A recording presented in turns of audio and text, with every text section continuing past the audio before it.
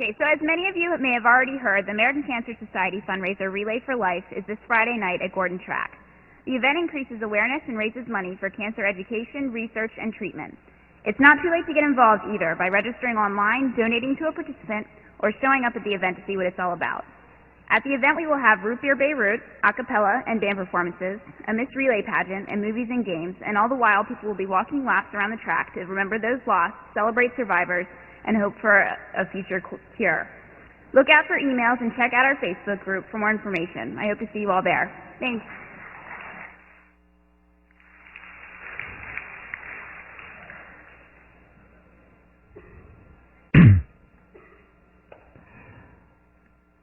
Hi, good morning.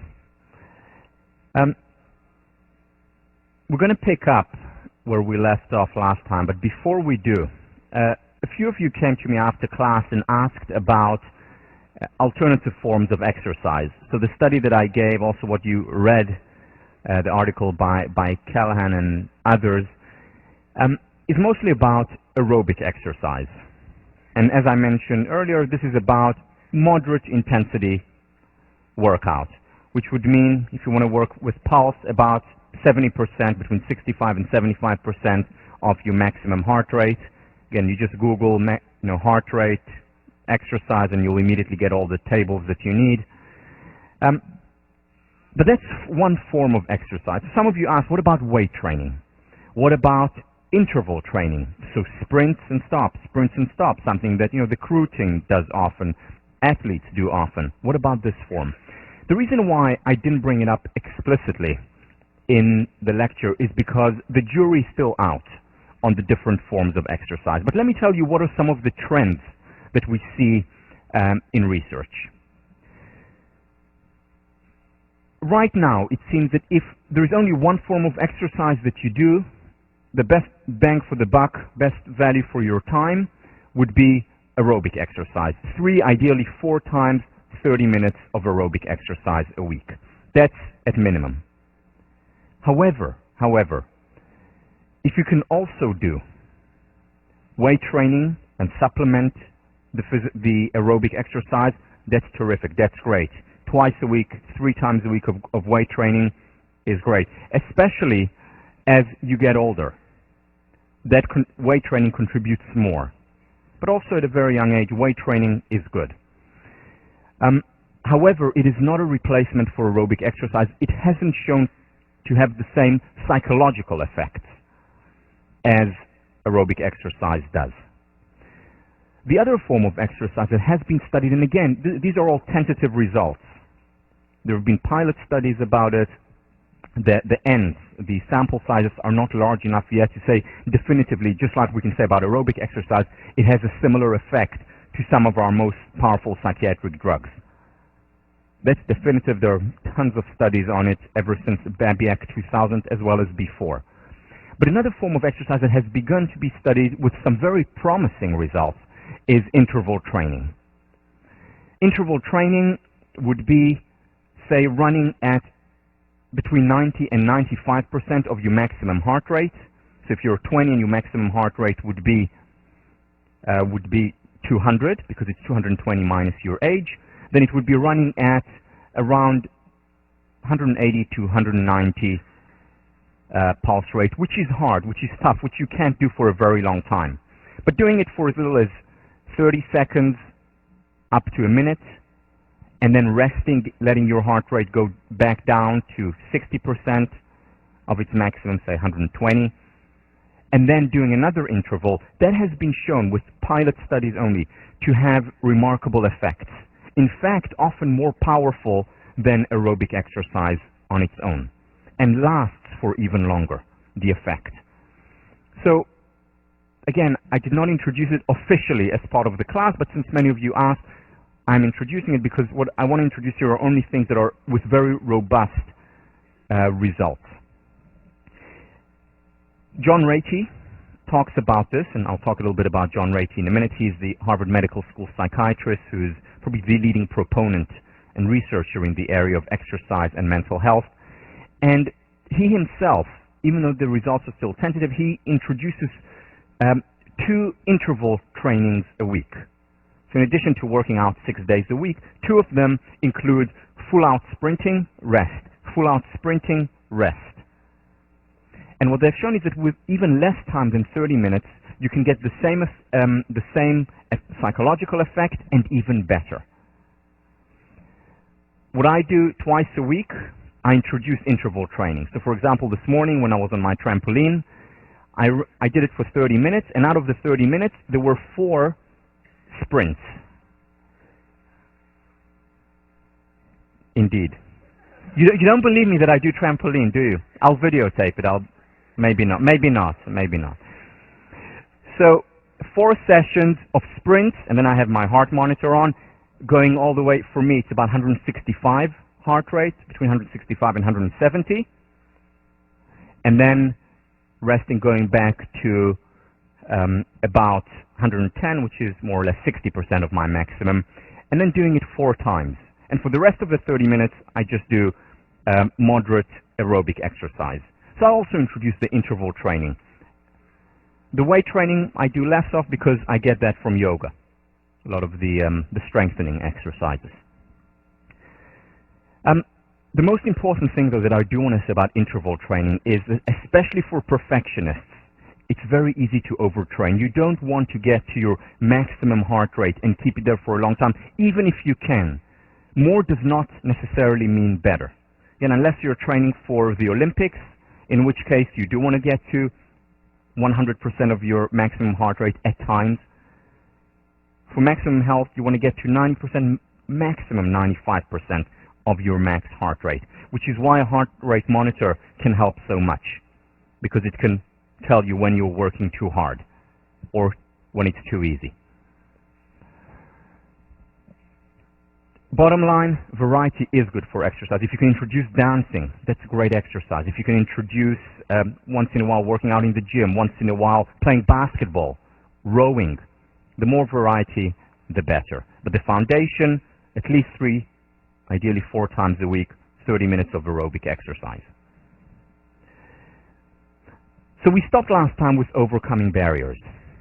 And some of the barriers are that it's difficult, there is some pain associated with it, even if you are at 70% of your heart rate. It's still uncomfortable. And ways to deal with it is, at least until you get into it, because very often we enter the zone when we start to run and we don't feel the difficulty anymore. But at least at the beginning, it's important to have social support, to divide and conquer, to build gradually, and to have distractors such as TV, your MP3 or whatever it is. Another barrier, and this one is unfortunately very common here on campus, is that we just don't have time. In high school, I give a lot of talks in high schools, and one of the things that I see there is that students in many high schools actually have to be part of a team. They have to, in addition to doing physical exercise, PE, they also have to be part of a team. So they get not enough, but more exercise. Whereas one of the first things that go in college, especially or only for students who do not play on the team, one of the first things that go is exercise. I don't have time. I have so many things I want to do. It's a new world. Well, it's also the first thing that goes during exam period because I'm so stressed and I have so many things to do. Well, it should be the last thing to go. It should be the last thing to go. Why? Because it is an investment. You may be losing the 45 minutes, working out for 30 minutes and showering after, which I recommend. You may lose that 45 minutes, but you'll gain so much more. It's such a good investment. Why? Because your memory actually gets better when you exercise. So you get more bang for the buck in terms of time you study. Your creativity levels go up. Your concentration, whether you have ADD or not, especially if you have a tendency toward ADD or ADHD. But even for people without it, concentration goes up significantly. Energy levels go up significantly. So it's a very good investment. Remember I told you the story when I stopped exercising at the end of the squash season. And suddenly I said, I have so much time. And I ended up getting so much less done. A, because I didn't have the rituals, and B, because I wasn't as focused, I wasn't as creative, I wasn't as energized. It should be the last thing to go, especially during stressful periods such as exam period. One way to overcome the time commitment, again, is not to rely on self-discipline. We've established that before. We saw the research. We have a limited amount of self-discipline. Create rituals where, say, 3 mornings during the week you'll do it, or if a good time for you is the afternoon or evening, but have a ritual around it. Another barrier to exercising regularly, and this is an interesting one and often overlooked but extremely powerful, and that is the subconscious barrier. Nathaniel Branden talks about this, and I talk about it a little bit in my book, quoting him. He talks about self-esteem, and part of self-esteem is the notion that we are worthy of happiness, the notion of being worthy of happiness. And when you ask people, are you worthy of happiness, most people will say yes. But if you ask the subconscious, very often for many people it's no. Whether it's because of the voices that we heard in the past, from teachers, educators, parents, significant adults, society at large, by comparing us to unrealistic models. But very often we have this voice, the subconscious level, that we're not really worthy of happiness. And that is a barrier that stops us from becoming happier. Now, one of the things that we know with exercise is that it's one of the, if not the most powerful drug for making us happier. Now, I know that exercise makes me happier, it makes me feel good, but if my subconscious thinks that I'm unworthy of these feelings, unworthy of being happy, it may, in fact, stop me from exercising. Why? Because remember, the mind doesn't like when there is an inconsistency between what's inside and what's outside.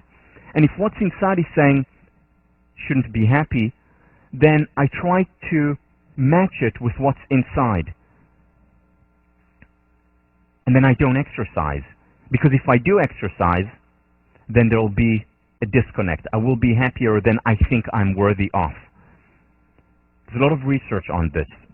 For example, by a psychologist by the name of Swan, who talks about self-confirmation theory, which is a very powerful force within us. There is a self-enhancement that we want to appear good in other people's eyes, in our eyes, but there is a counter force, which is self-confirmation, where we want to confirm whatever we think about ourselves. And if we think not worthy of happiness, we'll very often not do things that actually will make us happy. We see it in other areas, in relationships, for example. If I think I'm unworthy of a wonderful partner, of being happy in a relationship, very often I will inadvertently, working here, jeopardize the relationship and look for things that are not working. Actively, subconsciously, look for ways of hurting the relationship. So we need to be aware of the subconscious level, and it very much applies to whether or not we exercise. So what do we do with this? The best thing to do is to just do it. Again, ritualize it, not analyze it too much. Just go ahead and exercise. 3-4 times a week is good for you, just do it. And again, it's the 5-minute takeoff. The subconscious mind will try and tell you, don't do it, you don't have time, there are other things, you'll do it tomorrow, next week you'll start the regime. The subconscious mind is very smart in its attempt and will do anything that it can almost to create this congruency. And when you go out and exercise and you show yourself, yes, I am worthy of happiness, very often the subconscious mind will follow suit. So just do it. The second thing is recognize, this is on the cognitive level, recognize how important physical exercise is. Remember what Marty Seligman said. We mostly focus on neck up, and we do it as psychologists, we do it as students in an academic institution, especially in a place like this. So much is about thinking and cognition. That's how you got here. That's how you were successful. But it's no less important to think about neck down. In fact, the mind alone can only take us so far when it comes to happiness, which is why I told you, if I were a therapist, a prerequisite for me to treat people would be to have them exercise regularly, because I don't want to fight nature. I want to work with nature and build on it.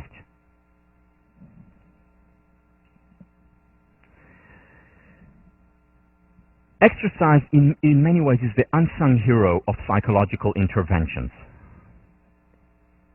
It helps on so many levels. John Ratey, mentioned him, Harvard Medical School professor, psychiatrist. In a way, exercise can be thought of as psychiatrist's dream treatment. It works on anxiety, on panic disorder, and on stress in general, which has a lot to do with depression.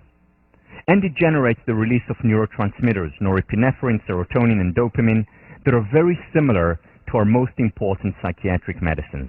Having a bout of exercise is like taking a little bit of Prozac and a little bit of Ritalin right where it is supposed to go. The exact right amount of it, the exact right location, and without side effects, or with side effects, positive side effects, physical as well as mental and emotional side effects. What John Ratey is calling for in his wonderful, wonderful book, just came out recently in this January, what he calls for is an exercise revolution. And he backs up this call with a lot of scientific evidence of why it is so important. Let me share with you just one area that he talks about. He talks about all ages. He talks about kids, adults, as well as the elderly population. And it has positive effects for every age, from 0 to 120. Let me talk about a couple of studies and findings that were implemented, where exercise was implemented in schools. So there are a few schools that introduced physical exercise as an integral part of its curriculum. For example, and this has been replicated in a few schools, every morning 45 minutes of some form of exercise. Usually running, sometimes rowing, cycling, climbing. There's a school that in New Jersey that actually put a climbing wall where students exercised. But some form of aerobic exercise, sometimes intertwined with interval training, every morning before school, 45 minutes a day. Some of the schools had it later during the day, most of them in the morning. Here are some of the results from some of these schools that actually introduced it. Obesity levels, not surprising, went down. For example, in Naperville in Illinois, in the district there where physical exercise was introduced in school, which is, by the way, interesting, because in most schools, just yesterday I gave a talk at Horace Mann, and the teachers told me that in many of the schools in New York, physical exercise is being taken out rather than more of it is introduced. Physical exercise and art,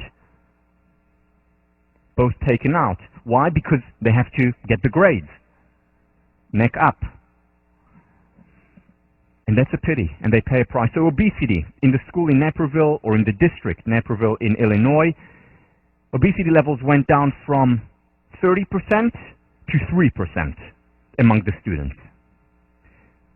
That has repercussions not just for the students' lives there, that they're more comfortable, that they're happier. It has repercussions and consequences for the rest of their lives. They're much less susceptible and prone to the chronic illnesses, such as cancer, heart failure.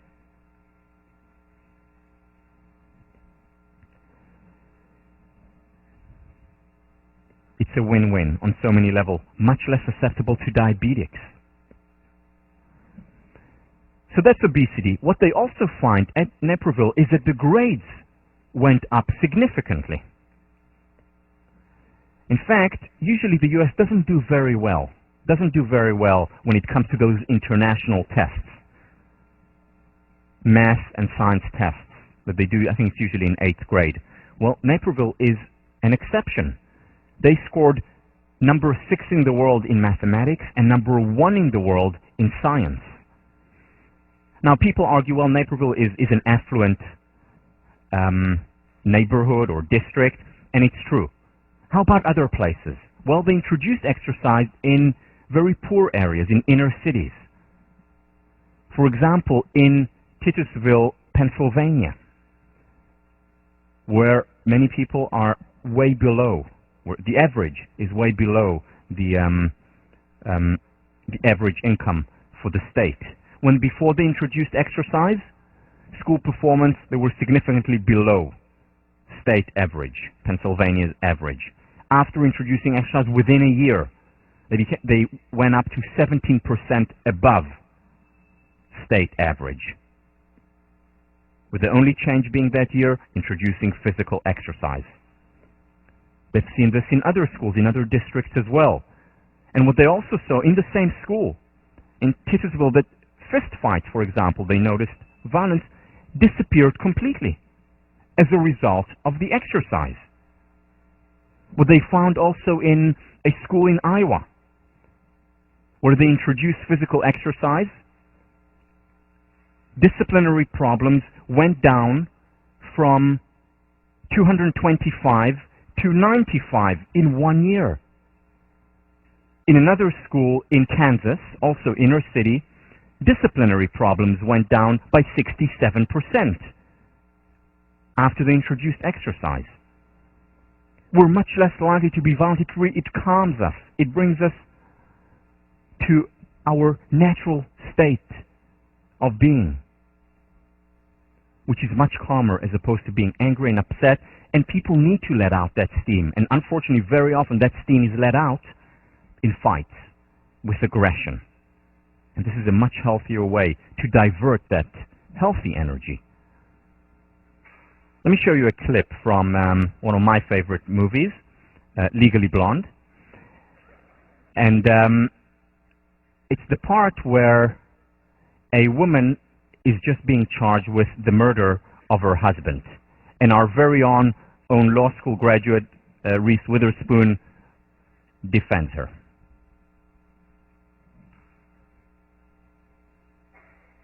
Whoops. Let me get to it.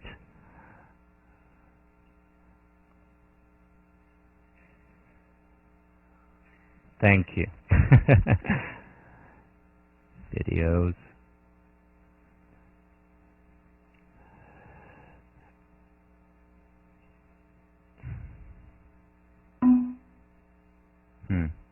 Legally, here it is.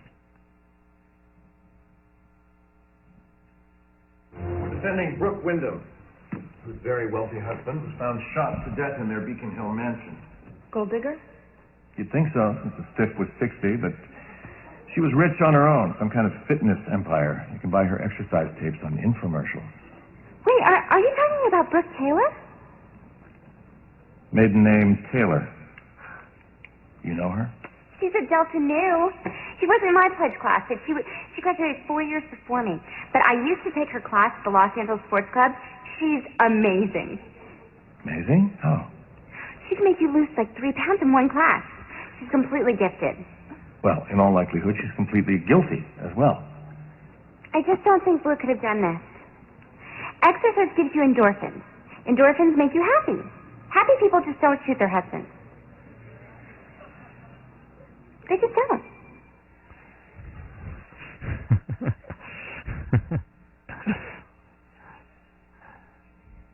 There you go. Sorry.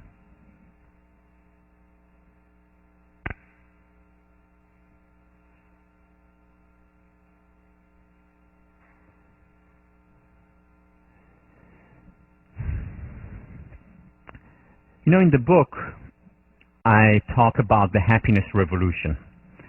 And I think, based on a lot of research, that the foundation for a happiness revolution has to come with an exercise revolution. Why? Because if we don't exercise, we're fighting against nature. So the foundation, the basis of a happiness revolution has to start neck down through the body. Let me move on to a second mind-body intervention, and that is meditation. So, what is meditation? I was first introduced to it through yoga. I got injured playing squash, my back. They told me yoga would help. I started yoga, it helped my back, and I got so much more out of it. In fact, so much more out of it that I'm doing my teacher training now with Debbie Cohen, and will become a yoga instructor hopefully very soon if she passes me. There are other forms of mindfulness meditation, sitting meditation. There is Tai Chi, Qi Kong. There is meditation that just focuses on the breath. There is meditation that focuses on compassion. There are a few common elements to most types of meditation. Let me mention a few of them. First of all, it's focusing on one thing. Whether it's the movement, whether it's the posture, whether it's the breath, whether it's compassion and loving kindness, whether it's a flame, whatever it is, but it's focusing, whether it's a prayer, it's focusing on one thing. Usually, most forms of meditation, the foundation is deep breathing. In a sense, the way a baby breathes. Belly breathing. Breathing all the way into your belly, and then slowly, gently, gracefully breathing out. Deep breathing is usually the foundation, whether it's of Tai Chi, yoga, or sitting meditation. And finally, there is no good or bad meditation. Meditation, in a sense, doesn't have a purpose when you're meditating. You're giving yourself the permission to be human. There is no, I just had an amazing meditation, or I just feel enlightened. In fact, let me tell you a story about how I became enlightened through meditation. So, last year, I used to travel quite a bit. We lived in Israel, but I traveled once a month on average to the US for a few days. And when I traveled here, I used to give talks, but I also used that time as a form of retreat. And what I would do is I would practice a lot of yoga, much more than I did in Israel. I did a lot of meditation. I had a lot of time between talks. So I had plenty of time, and I used it as a retreat. And I remember one time coming home, back to Israel, and just to give you the context, in Israel we live in a city just outside Tel Aviv called Ramat Gan, and our house is in a 20-story building. We live on the 10th floor, and the view is just breathtaking. Israel is a very tiny country, so I can see both sides of Israel. The Mediterranean on one side, I can see the mountains of Samaria on the other side. Just gorgeous view. And one of the things that I like to do is every morning, because I'm a morning person, I wake up usually before the rest of the family. I sit down in the dining room and look outside through the glass window. And we have a glass window. Since it's so high, it's fortified glass, of course, and part of it does not open. But I look through that part that does not open outside, and I do it very often. And I remember coming back from this particular trip, and from the U.S., and looking outside, and suddenly all the colors seemed so much brighter. The world seemed so much clearer. And I said to myself, wow, I must have become enlightened. Because I've read in books and I've heard people talking about it that when you become enlightened, everything becomes clear. The world becomes even more beautiful than it already is. And I was sitting there on the sofa and just admiring the strong colors, the beauty, the clarity of everything. And I said to myself, after so many years, I've been meditating for over 10 years, after so many years, I'm finally enlightened. And I started to act differently because, enlightened people don't go around telling people that they're enlightened. Well, this is an exception, but... So I didn't tell anyone, I didn't even tell Tommy that I'm enlightened, but I was walking on air. And the next day, the next morning, I would wake up and again my ritual observation of the mountains in the distance, and I said, wow, the world is so beautiful. I'm enlightened. And that went on for a few days, and then one day, Tommy and I were sitting together in the lounge, and just chatting, and she was looking outside, and I was looking outside, and she said, finally when you went away, after so long, I finally was able to clean the window.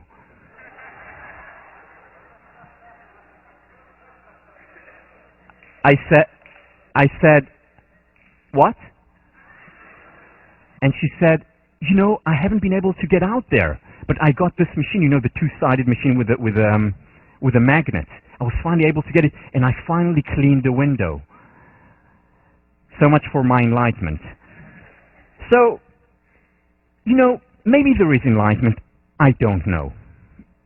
But the key with meditation is not about reaching that stage when everything suddenly becomes so clear. I think a quicker path would be to clean the window. But that's not what meditation is about. Meditation is about being present, being in the here and now, struggling with being in the here and now. And when we lose our thought, when we lose our focus on the breath, simply bringing it back. That is the practice. Losing it and bringing it back, losing it and bringing it back. And that's how we exercise our mind to be more focused, to be more mindful. So let me share with you some of the studies on meditation. And once you start meditation or yoga, and by the way, you will find what is right for you. Being ADHD, it was very difficult for me to do sitting meditation. Much more conducive for me to do yoga. Because I'm working hard, it keeps my mind focused on the posture. For other people, the right thing is sitting meditation, just breathing. For others, it's thinking about certain things. For many people, it's praying. Whatever works for you. And it can be, of course, a few things. You can pray and do yoga.